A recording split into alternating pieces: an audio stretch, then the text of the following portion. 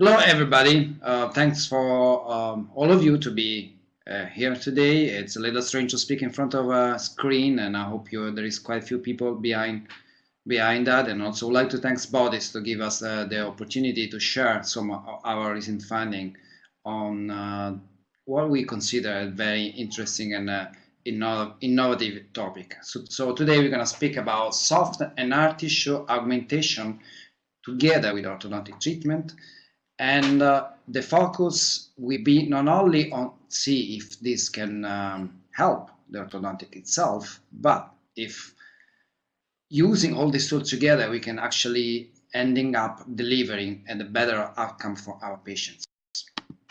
So today's goal is going to be, well, first of all, we need to see, some of you probably already know about corticotomy. Some of you probably heard about corticotomy, which we consider a slightly confusing term, because even in our field, not everybody is agree on what corticotomy actually is. But most importantly, corticotomy is only aiming to speed up treatment. While if we do things slightly different, adding a regenerative technique to that and to the orthodontic treatment, then we are really able, and we would like to show you that today, to change, to overtake the anatomical limitation to orthodontic treatment itself, which can actually lead to many more powerful indication in our ideas.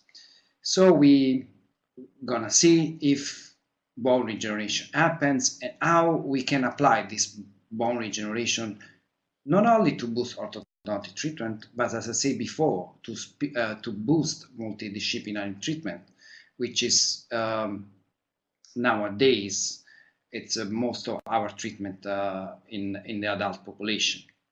And we also, last but not least, see if we can take advantage of different surgical approaches. Of course, 1 hour is a little bit of a short time to go over in details about different approaches.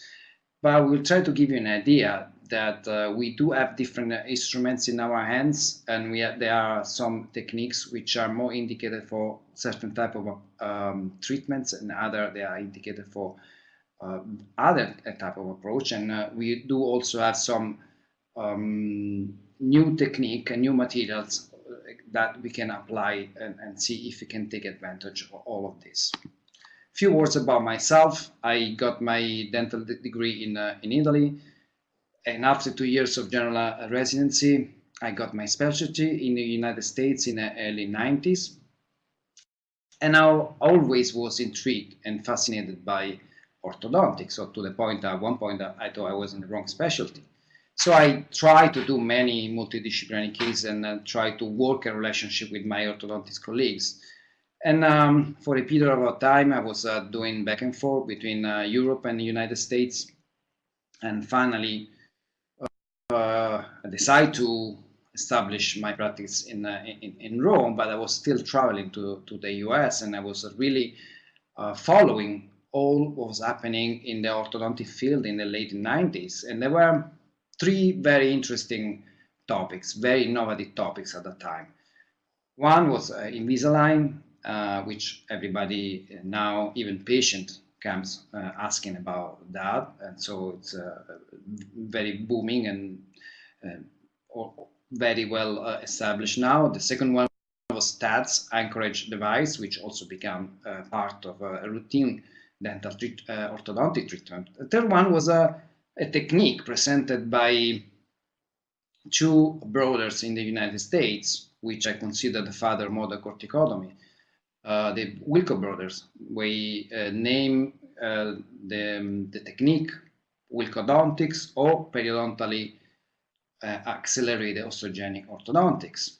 And I was, being a periodontics, I was very intrigued by this technique, and I tried to bring it and try to use it because I thought, in my opinion, was the most innovative, very, very fascinating things. But contrary to the other 2, the establishment of this technique was not so, didn't follow exactly the same path as the previous 2. In fact, it was spread out over the world. There are groups working on these techniques in 5 different continents, but it's not so well established. And most likely, not only because of the surgical exposure, but also because it doesn't sell anything other than ideas and treatment planning, and hopefully a better outcome for our patient.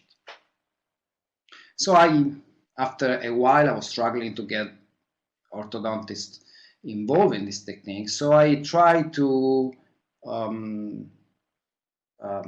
go back and somehow study orthodontics myself, which really opened up my mind, and I start to treat even my periodontal patients in a different way, because there are a lot of connection, not only in healthy periodontium in between the two specialties. I think there is a lot more in common, and these techniques is really embracing all of this. And I think if we give me the chance to explain you my point of view, then you probably start to see what I'm telling you. But anyway, I start to do a few of my cases, and I learn more about orthodontics, which also allow me to speak better to the orthodontist, because somehow, yes, we have a lot in common, but we do live in slightly different worlds. And I think in periodontics and prosthodontics and orthodontics, we should really know better, and because probably working together, we can give a better treatment to our patient.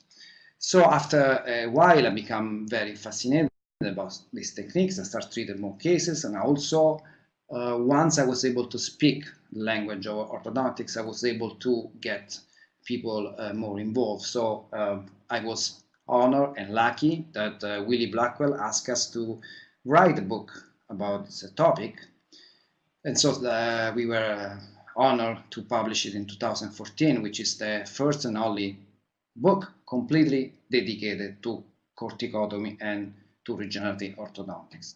I'm also then working in periodontics and implants, of course, and regenerative orthodontics, which is becoming a good part of my daily practice. So when I see a patient like this coming to attention, and this has happened actually last month, there was a 27-year-old female with an history of orthodontic treatment. And I always suspecting that there is some type of orthodontic treatment in the past when I see something like this. Although, I have to be honest, up until recently, although it was always a topic of discussion among myself and the periodontists and our orthodontist friends, up until recently, there was no evidence of correlation. So all the literature was basically say that, and these are 2 examples, one in transverse expansion and one in proclination, showing from the same group, the Aarhus group that was led by Professor Melsen, was showing no correlation. So in the orthodontic population, basically, there was no major incidence of a recession according to the studies, and most of the literature was actually agree up until recently.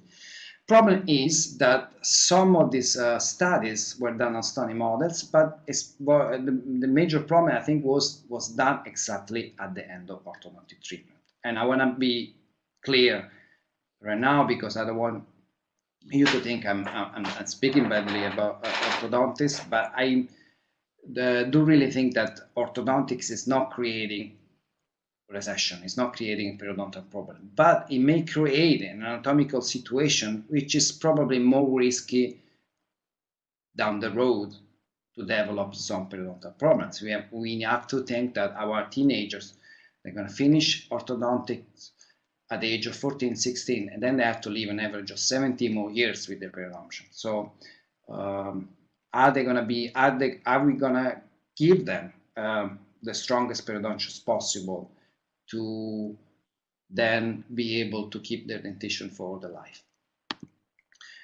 So sometimes from the clinical point of view, although the literature was saying that there was no correlation, we were seeing situations like this. A patient treated in 2004, then completed in 2008. We can argue about the ability of the orthodontist or the fact that maybe it was a little bit of an extreme case. But then you see that right at the end of the treatment, there was no problem. But later, during the time, even more, actually in this case, quite quickly, even a few months after the end of the treatment, we were starting to notice some type of periodontal problem. At this point, then we only have few instruments which to correct that, which is mucogingival surgery. But mucogingival surgery is only gonna recreate some type of connective tissue, and it is with the most likely not gonna be able to create bone around these roots. And then we see situation like this 3 years after treatment, and some extreme cases where patient with no infection periodontal disease, but with a lot of periodontal damage, with a history orthodontics. It's hard to say, well, it was orthodontics, but then considering that this patient is referring as a very narrow palate, and then he had to go through many different appliances, we do have some little bit of we are a little bit suspecting that. Lately, the literature is actually telling that something maybe we need to be seen in a slightly different way. For example, Brugnami in 2013, instead of looking at orthodontic treatment right at the end of the treatment, he was looking 6 years later. And interesting, they were comparing this study not only to treated patient, but also to some type of controls, and they were seeing that the recession in lower incisors was 8 times higher than compared to the non-treated patient. So some of you may think, well, showing us cases where there was a problem of space, and then we know that orthodontics in nature is most of the time is an expansive type of treatment, and you are spending too much, and then you create the problem. Some of these cases maybe could have been treated better if instead of expanding, we would give the space extracting the 4 premolars, for example. That probably would be an option. But when we look at the literature, and now with the CBCT studies, we are looking at some very interesting findings. I found this one of the most important article I came across in the last 10 years. This articles published in 2012 by Lund in Sweden, Gothenburg. What they did? Well, they were and examined 152 patients with extractive orthodontic treatment. They did CBCT before and after, so it was a very interesting case. And what they found that at least 84% of the lingual surface, they were doing some type of retracting movement, and 84% of the lingual surface of the mandibular incisor, they were losing at least 2 millimeters of bone height. But if you look in even more in detail, then we can see that not only 84% lost at least 2 millimeters, but 72% lost at least 4 millimeters, and up to one very concerning percentage of 27%, which means 1 incisor out of 4 is losing more than 8 millimeters, which is quite a lot of height of a bone. So we're looking at a situation where pre-op we do have a very thin bone, but somehow the roots is still in three-dimensionally surrounded from at least far apart from bone. And then when we do retract, when we try to close the space, because all of these cases were extractive cases, when we do see some type of anatomical change. Once again, this is not yet a periodontal problem. It's the anatomical situation which is probably more risky. Remember that we can have recession.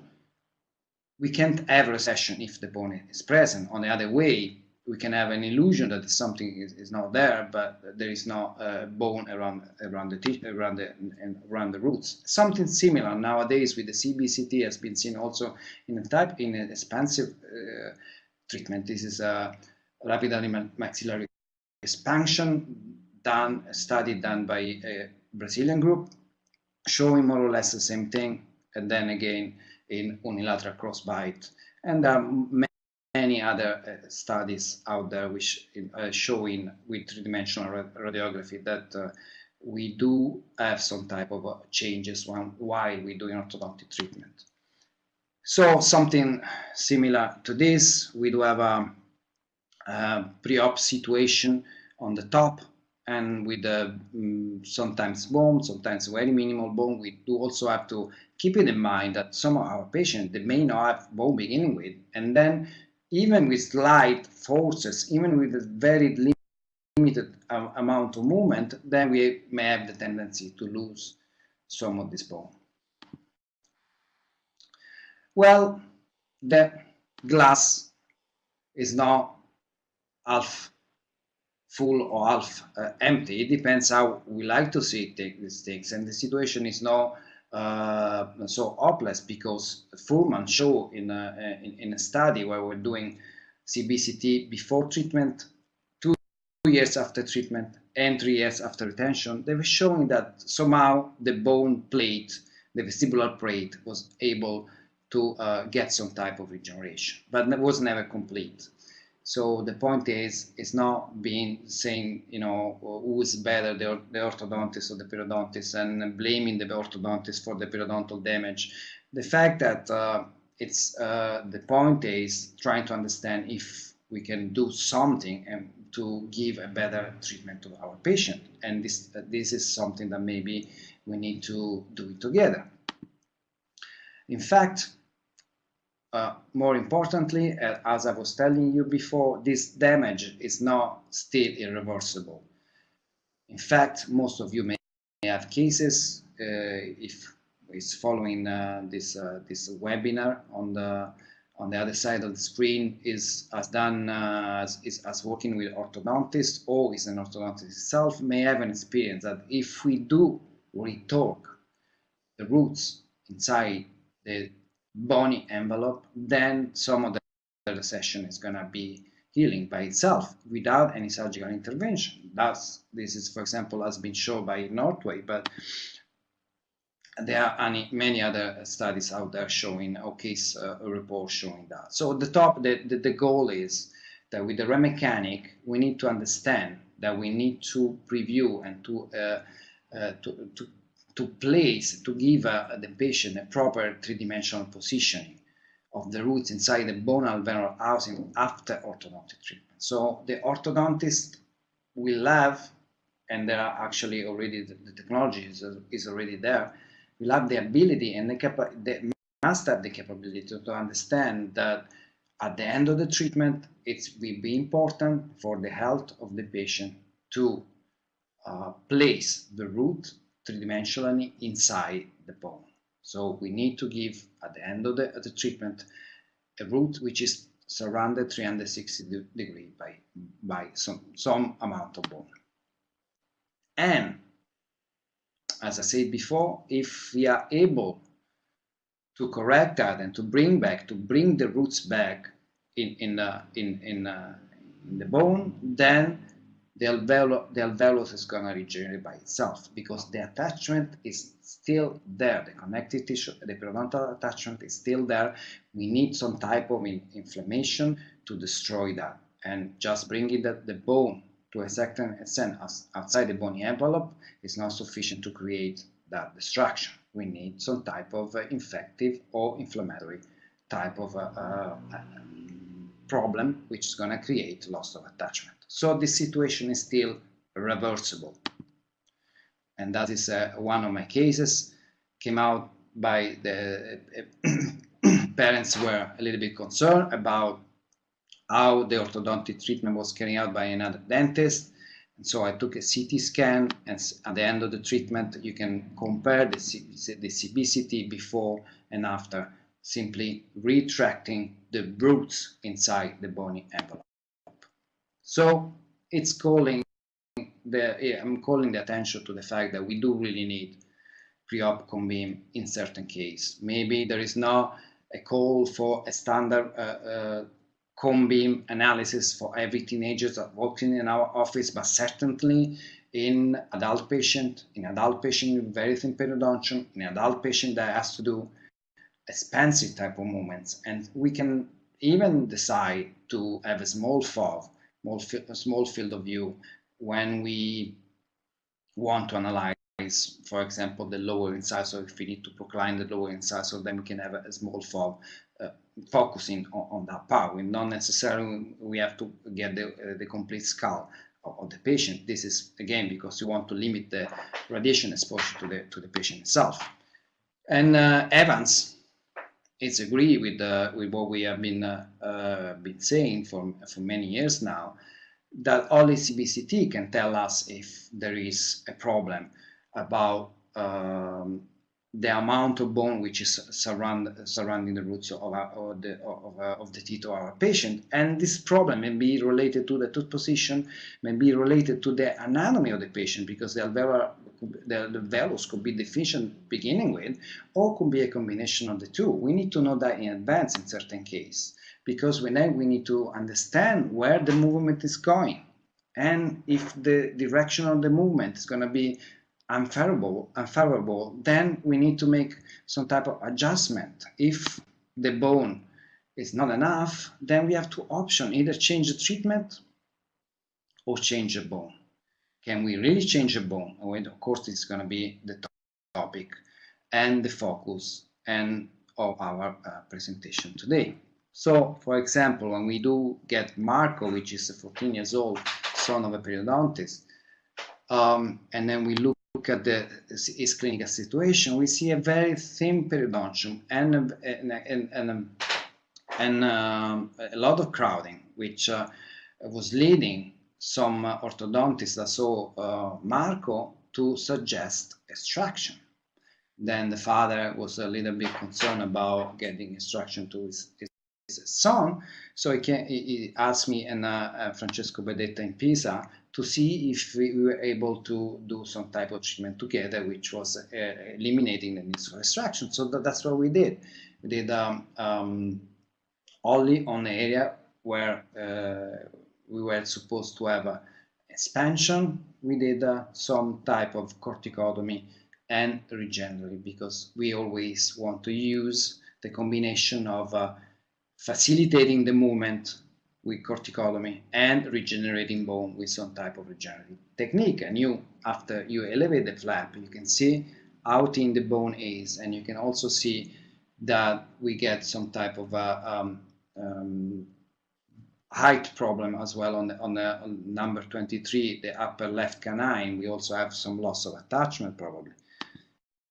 So this is very briefly, the corticotomy and the bone graft. Again, in expensive movement, we always want to use a combination of the two together with the orthodontic treatment. And this is an end-up result, beautifully finished by the orthodontist. But most importantly, especially from our point of view, is to notice that despite an expensive movement which is going towards the very thin bone, and you can see how thin the bone was beginning with, then after the treatment we constantly see in every single section we can see a very thicker back plate. So then again, despite a very unfavorable type of movement. So I'm sorry for the problems. We are back few slides, and I hope everybody can catch up with me. So we are talking about the fact how the Wilco brothers were able to show us that there are no block movements, but they're also able to modify the corticotomy adding bone graft. So they could really modify the whole idea of corticotomy. Well, first of all, let's see if this corticotomy things does really work. And this has been beautifully shown by Dr. Ferguson in the chapter 2 of our book. He did a meta-analysis of the literature available up to 2013, and there are many more articles right now showing that corticotomy treated orthodontics versus traditional movements has the ability to speed up 5 times. Even the speed that we gain is up to 5 times. This is mostly in animal models, but this is up to 5 times compared to the traditional movement. And the accumulated movement in 4 weeks is more than double the movement we can get with traditional movement itself. But most importantly, this is not a very important study done by Balul, which is comparing the amount of demineralization we can get with traditional orthodontics by itself, or with corticotomy, or in combination of the two, showing that the amount of demineralization we can get, you can see on the lower right slide, it's almost double compared to the other two, which means somehow corticotomy and ortho movement, they do have a similar pattern, which is not exactly the same. And when we do apply the two things together, then they are coupled. In a way, they amplify. The amount of demineralization we get is amplified. That means when we do it together, the amount of movement and the speed of movement is more compared to the when one of the things is applied by itself. So it is really fast. Yes, it is fast because we already published that in 2010, but also we should be looking at the Wilco work as well. In 45 days, we are able to correct a severe crowning like this. But then again, speed is not the most important thing for us. So it is only fast, always something more. Can we really add something to that? Yes, then again, we should be looking at the work of the Wilco brothers, telling us, yes, it's 2-3 times faster than normally. The movement is 2-3 times bigger. But we can also, more importantly, we can get alveolar augmentation, which is going to translate in less extraction needs and less periodontal problem, which is probably the most important things for me, and less periodontal root damage. Also, we are able to modify the lower part of the face, and now we're going to show you a few slides about that. And then, most likely, a better stability and less relapse. So the Wilcodontics, which was the way they name it, it is basically a decortication, which is the simple corticotomy, plus the bone graft. The cortication is gonna work to enhance the period turnover, but also to create blood supply for the graft, and the end up result is suspension on a alveolar basis, which is gonna translate in changing the ability, in changing the anatomical limitation, which were limiting the orthodontic treatment itself. So is it really true? Is it really happening? This is one of our first case back in early 2010, 2011, and we were doing in an adult patient, we were doing some type of implant surgery as well, so we were able to do a re-entry to look at exactly what happened. And you can see that one of the tooth by mistake was not receiving graft and membrane because the premolar was not covered by graft, while the other teeth, contiguous teeth, were covered by regenerative material, and all of them, they were doing some type of expansive movement because it was the crowding case that you saw before.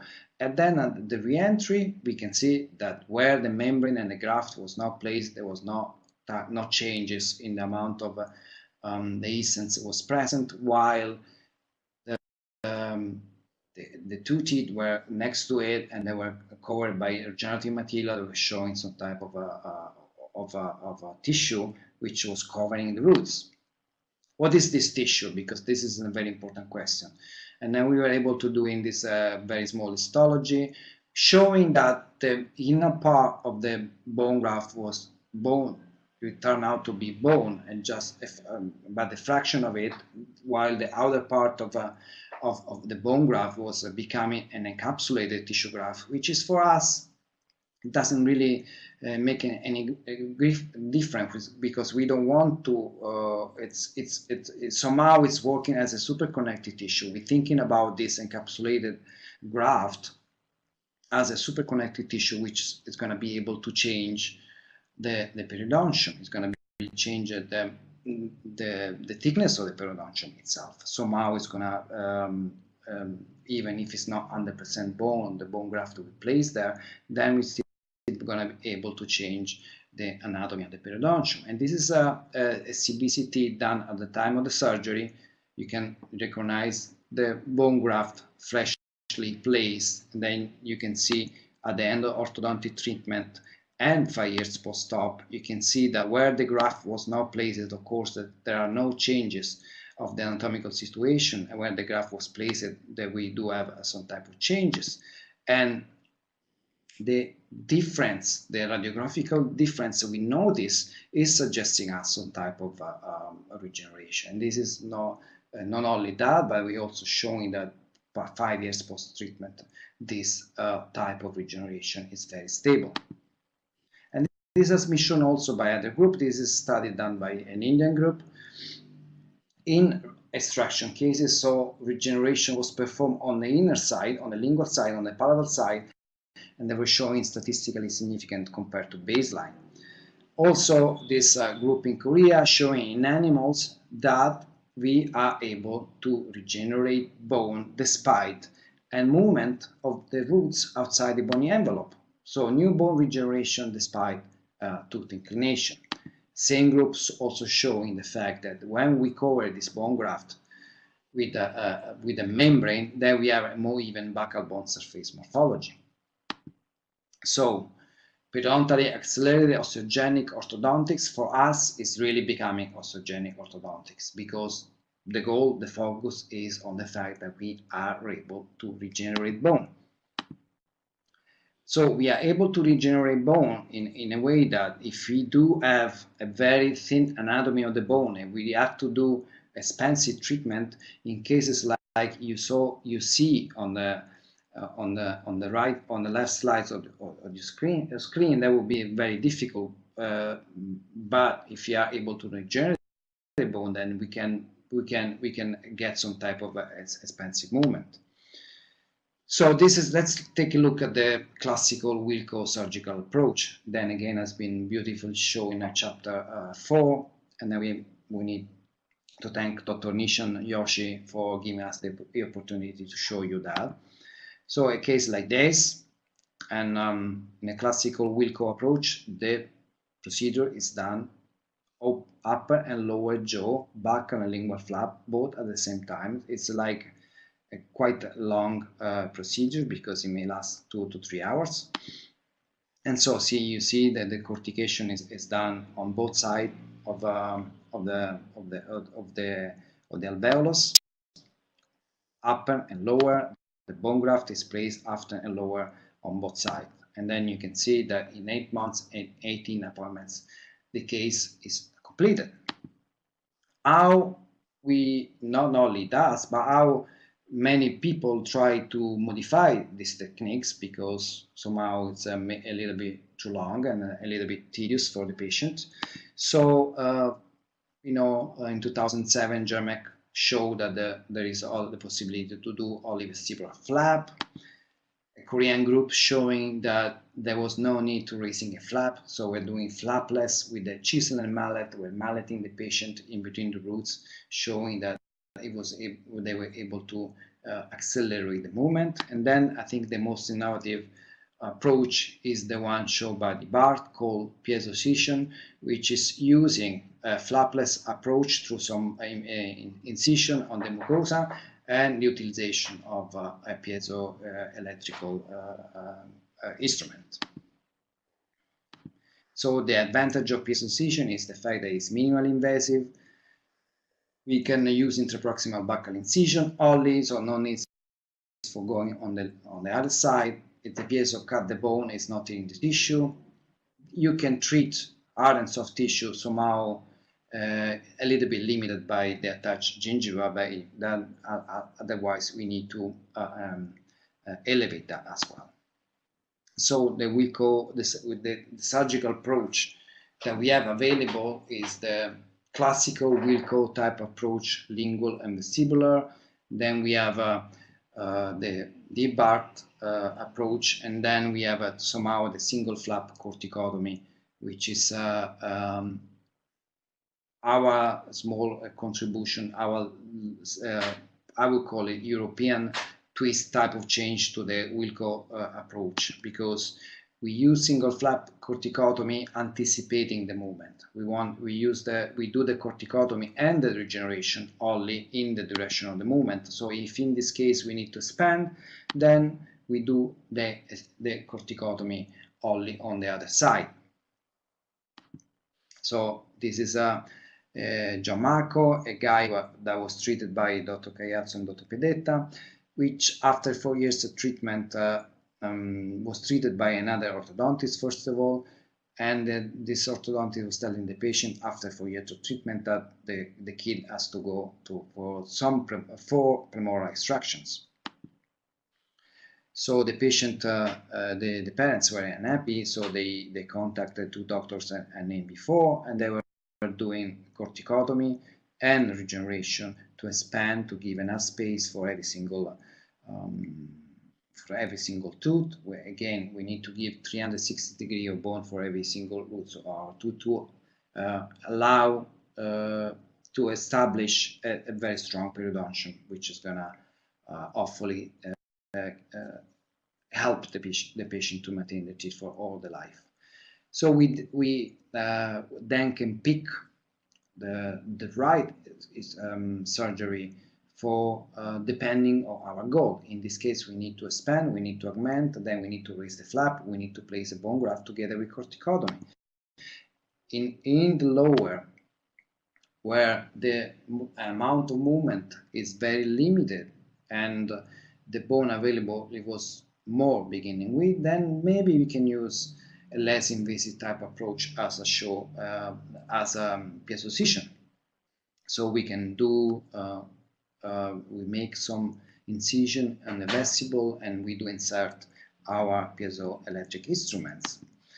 Somehow we can also try to do some bone grafting through the mucosa, although unless you're very careful on detaching the attached gingiva, there is a tendency of the bone graft to apically migrate. And in 4 months you can get this type of expansion treatment. So we do have different tools in our hands. We can have the Wilco approach, but we can also the single flap, the flapless. We can try to also modify it in a way that not necessarily we need to use it to every single tooth of our patient exactly at the same time. So we can decide to use maybe one part, or maybe one jaw, the maxilla first and the mandible after, something like this. For example, in this patient, where we do really explain well what we consider orthodontically driven corticotomy, because in our opinion the corticotomy has to be driven by the orthodontic treatment, and in this case it's segmental and sequential. And because this is the patient we as a third-class patient with a genetic patient, many missing teeth, also some type of misalignment, crowding and rotation. So we need to design, we want to design the surgery according to the orthodontic treatment itself. So in this case, for example, as the orthodontist was using very elastic type of wire, then we design a surgery to facilitate that, and then we can use a less invasive approach as shown by the Bart. So we can do a flapless segmental to help the patient they rotate and to help the treatment to go faster. And but then, as you can see, it's very simple, very simple procedure. But then we need to do something different. We need to expand. We need to do combine. Corticotomy by itself will not be enough. We need to do raise a flap and do a bone graft to have the opportunity to expand the basal bone. So we do single flap sequential in a sense that we do it after the first piezo-excision type of approach, and then sometimes we decide also to use some anchorage plate. The plate, it's in our opinion, it's better than the TADS, the mini implant, because it's far away from the corticotomy, and then it probably is more stable in these cases. So we are able to expand the maxilla, open up the lateral spaces, and then this is the expansion that you can get in 1 month. and then again our CBCT analysis showing regeneration. And then when we go further on with the movement, and then we want to close the space which was open, then we need to use in a segmental fashion, we need to use a type of a Wilco approach, because we want to have a bodily movement of the molar inside the alveolus. Then we need to do an approach both from the buccal and the lingual, and then, you know, getting control and be able to close the space.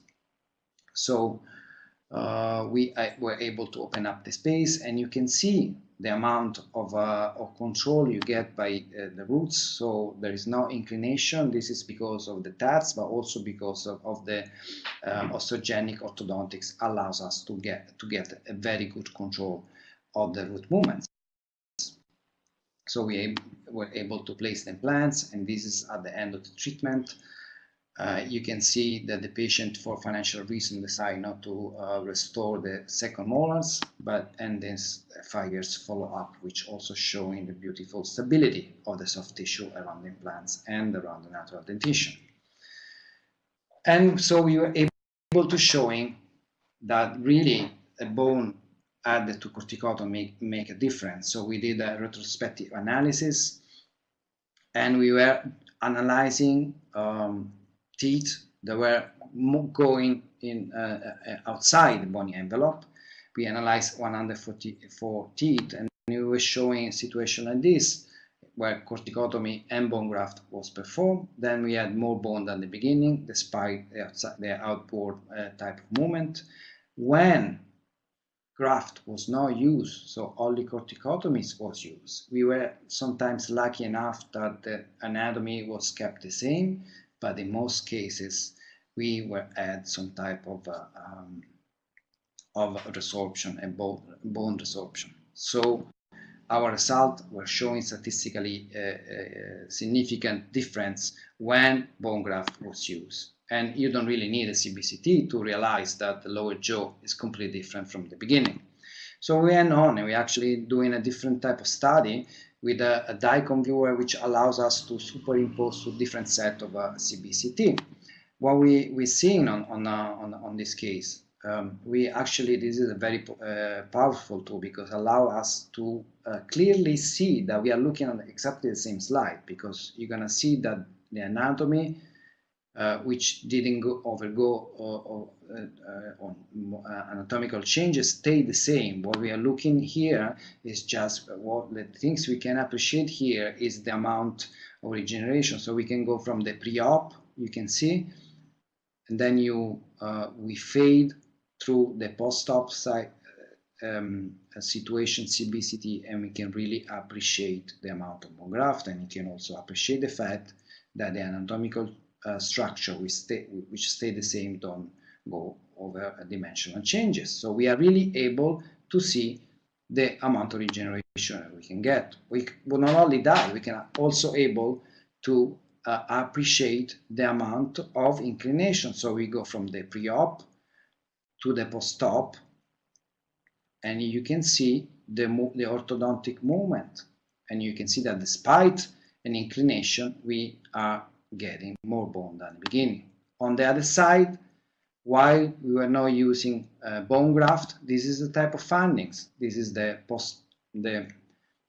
post-op. We go back to the pre-op, you can see this very small island of bone here, and when we lay the incisor, this small island of bone is completely gone. And so we are also able to make a measurement. And this is the outline, and you can see the pre-op and the post-op, you can see how different it is. We are also calculating the most coronal part of the bone, because that's where the bone changes are important. And we are constantly see that we get an average of 4 to 5 times more bone compared to the baseline. And this is a very interesting animation in 3D. You can see you're gonna see a superimposition of 3 different CBCT. You're gonna see the baseline. You're gonna see right at the end of of the procedure with the bone graft is just placed, and then you can see at the end of the treatment. So you're going to be able to both analyze and appreciate the bone regeneration, but also the amount of bone of tooth movement. And this is a baseline, this is right after bone graft, and this is the expansion type of movement. And you can see that the bone graft, the bone anatomy is completely changed, and it's completely changed despite the type of movement that we were applying to our patient. So once again, forget about acceleration, which is nice, but it's not really the most important things. We're really looking at the ability to regenerate bone while moving teeth. And this is also going to translate in modification from the extraoral appliance. Think about this is a periodontal type of surgery, which is actually able to modify the third of the face of the patient. And the reason is we give him more bone support to the lips and to the extraoral tissue, to the soft tissue of our patient. Looking at this other 22 years old girl from Libya, which before and after treatment, although the treatment was not completed because of some visa problem, this is the before and after, and this is because we are able to regenerate the bone underneath the soft tissue. So this is another example how it's possible to transfer this modification to the face of our patient. So can regenerative ortho enhance perioprosto treatment? Of course it can. It can, because we can, in our patients, hopefully sometimes we do have many, in adult patients we have missing teeth, but also we have a crossbite, for example, like in this case. And when we raise a flap, we often see this type of problems. And thinking about this, are the tooth are actually in crossbite, and we need to modify and to correct also the crossbite. And then we can do this together at the same time with the regeneration itself. So we place the implants and we do the osteogenic orthodontics just in one shot. And we can take advantage of that because, yes, surgery is helping the orthodontics, but also orthodontics is helping us to giving a better perioprosthetic outcome to the patient. So you see at the end of the treatment, we are able to not only correct the unilateral crossbite, but also to give an appropriate restoration to the patient. And then when we look again to the CBCT, we're looking at, despite of an inclination, or the buccal inclination, we are actually getting more bone than the beginning. That's another case, a very 67-year-old lady which has periodontal problems, and some of you may be thinking about several extraction, but because of the malposition of the tooth and because of the advanced periodontal disease. But then again, this is a situation where surgery can help ortho, which is going to help periodontic and surgery to give a better outcome to the patient, because with one shot we can place the implants, doing a corticotomy, placing the braces, correct the malposition of the teeth, and being able to give this perioprosthetic treatment to the patient. And then the CBCT showing the fact that we're able to regenerate the bone also on the buccal aspect of the implants. And you can see the periapical before and after the surgery. And this is the Panorex. You can appreciate that with the coordination among specialists, then you can give yes, implants, but only where teeth were missing. We can do a perioprosthetic ortho type of treatment, trying to not only maintain the dentition, but restoring the health of the mouth of the patient. Then we can stretch the concept even in a way that really, yes, we see as ortho surgery could help ortho, but ortho can actually help to stretch the ability to regenerate bone where bone is absent. This is a very, very extreme case, a trauma case, a patient was treated in the hospital after a car accident, and you can see the amount of destruction. You can see, well, this is a very hard defect to treat with any type of a bone regeneration, because it will be quite hard to regenerate the papilla in between the incisors. But then with the aid of ortho, we can move teeth and regenerate bone and regenerate the soft tissue at the same time. And even the teeth has to be extracted. For example, the upper left lateral incisor was hopeless, but didn't mean it was meaningless or useless, because we used to stretch and to try to regenerate the bone. And so you can see the difference between before and after. You can see that the fact that we're able to regenerate both soft and hard tissue at the same time. So this is because we use all the three different components at the same time. So then again, even with Invisalign, we are able to use this amazing type of results. And then it will be easier to proceed with the final restoration. Can we really, so we were able to see how bone regeneration it can be used to regenerate orthodontics, but not only, because it actually can boost multidisciplinary treatment as well. We consider this technique, the grow when the grow is over. And we consider that the alveolus maybe is not so unstretchable as we used to believe. Let's take a very quick look at our new surgical approach, taking advantage of some of the new materials. For example, we are now appreciating the ability to use a mucoderm, which is an alveolar dermal collagen matrix, to even increase our ability to regenerate bone and soft tissue at the same time. So this is one of our first cases. You see the amount of bone destruction, then we can go for bone regeneration, but also soft tissue regeneration at the same times. And then you see the procedure briefly here. You see from the CBCT the ability to regenerate the bone, and you can see the beautiful soft tissue result.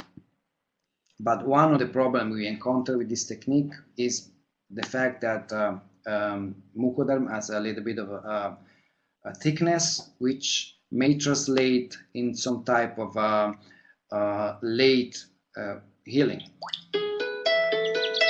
which is also suggesting us that maybe we have to do things slightly different. So we took advantage of our experience with the same type of material in periodontal regeneration. This is, for example, a tunnel guided tissue regeneration. Now we were able to correct this defect simply doing a very small vertical incision and able to apically position, coronally position the whole complex, and at the same time to regenerate. You can appreciate the fact that we are able to modify the outline. This is a very minimal type of correction, but whoever does GTR knows that this is not a very easy type of result to get, but most importantly, 3 years follow-up, the stability of the regenerative procedure despite a very less invasive approach. So in cases like this, we are able to translate our experience and these new materials such as Cerebon and mucoderm together to make a corticotomy and regenerative procedure which is actually less invasive, but at the same time allowing us to both regenerate hard and soft tissue at the same time. And see, this is the amount of regeneration that we can get despite a tunnel approach. You can appreciate the control. You can appreciate the fact that we're able to bring the bone regeneration up to the cemental, very close to the cemental enamel junction, but more importantly to the bone margin. And then this is the different type of result we can get in a tunnel approach. You can compare the left and the right, and you can see that we don't get this very type of delay type of healing that we were getting while we were raising a flap. So we call it regenerative tunnel corticotomy. We do perform some vertical incision. We do perform the corticotomy through this incision, we elevate the flap. We have to elevate the attached gingiva as well. Then we fixate the mucoderm independently at the teeth, and then we do perform the bone graft, which has to be done underneath the mucoderm itself. It's maybe a little bit more complicated, definitely not an easy type of procedure to do at first, but this is the suturing, but despite an amazing bulk of hard tissue and bone graft we were delivering underneath the soft tissue, this is the healing that we were getting at 3 weeks. So, and also translate that to changes again to the extraoral aspect of our patient. Very briefly, this is what we're actually doing. We're working together with the oral maxillofacial surgeon to treat these orthodontic cases, because it helping us to do the compensation of this third-class patient, which normally have a very thin symphysis in a very speedy fashion, but also allowing us to correct the deficiency of the ridge. Think about the amount of the risk of periodontal damage you can run if you simply decompensate these teeth with a very thin symphysis such the one you saw. Then again, to a tunnel approach, in this time very thin tissue, but you can see that despite the inclination of the lower incisor, we're able to definitely change the anatomy of the alveolus. So, to wrap up the presentation, we will see that this very interesting and innovative technique can overtake some of the anatomical limitation to a certain extent. Of course, there is a limit to that, but we can really expand the limit of safe orthodontic treatment. We also saw how regeneration it may be used to boost not only orthodontic treatment, but also multidisciplinary treatment. And we also saw the fact that we can now take in advantage of different surgical approach, select the right approach for the right treatment. Of course, we need to understand, we need to talk to the orthodontist, we need to be able to speak the same language. Remember, we consider the orthodontist, the master is the one that leads. We need to follow, the surgeon needs to follow the needs of the orthodontist. But utilizing different techniques and also taking advantage of new materials such as cerebral, such as mucoderm, we are really able to expand and to establish a very interesting and innovative technique. So I think we are now finished, and now I think we're gonna have a few minutes for your question. I hope everything was clear, but let's open the discussion. Thank you very much. So the first question is, Sir, do you always add bone graft after PAO? How does the bone graft integrate in case of active orthodontic tooth movement? Yes, a PAO is basically corticotomy plus bone graft. So when we need to expand, when we need to move the tooth outside the bony envelope, we always want to use bone graft, and we need to do that together in case of active orthodontic treatment. We don't do a bone graft before, we don't do bone graft after. We do bone graft and corticotomy, PAO, at the time. So when already orthodontic treatment has been started. This is how it's going to integrate, which I show you some histology. It does integrate very well. And because somehow we think, as shown by Baloo, there is a coupling effect. So the whole regeneration process is boosted by the orthodontic movement. We normally know that we cannot get, periodontists know that in very rare case we do get regeneration in flat situation, but we are able to show that constantly because we are following up most of our patients with CBCT after treatment, and we're constantly showing an increase of bone thickness. So second question by Vikram Nihari. Excellent presentation, Dr. Brugnami. How do you prevent apical migration of the graft? Well, this is a very good question. we need to make sure we are able to elevate also the attached gingiva, because otherwise the graft is going to have a tendency to migrate underneath the buccal mucosa. Most of the graft will anyway end up there. First of all, so you need to make sure, even in a flapless fashion, that you are able to gain space underneath the attached gingiva. A second, once you place the graft, then you can mold it. You can try to squeeze it and try to bring it as possible. The mucoderm needs to be stabilized, and most importantly, it needs to be stabilized. And better if it's not stabilized as attached to the flap itself. I hope I answered to your question. So then again, it's important to understand that you get this result only when all the three ingredients are played together. We need to get the corticotomy, so this is the surgical insult. We need to get the bone grafting or the regeneration, and then we need to get orthodontic movement all at the same times. So do you place a suture apically to stop the migration? No, I don't place a suture to stop the migration. I place a lot of bone graft. I expect some of the bone graft to migrate, but most importantly, we need to make sure that the attached gingiva is completely detached, so we do have space underneath that.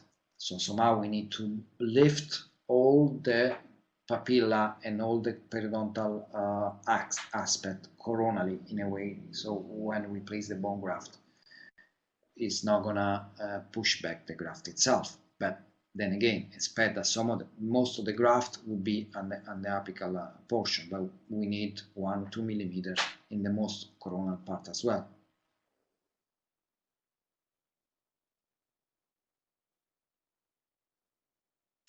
We find that bovine graft is the most suitable. The reason is we try different materials.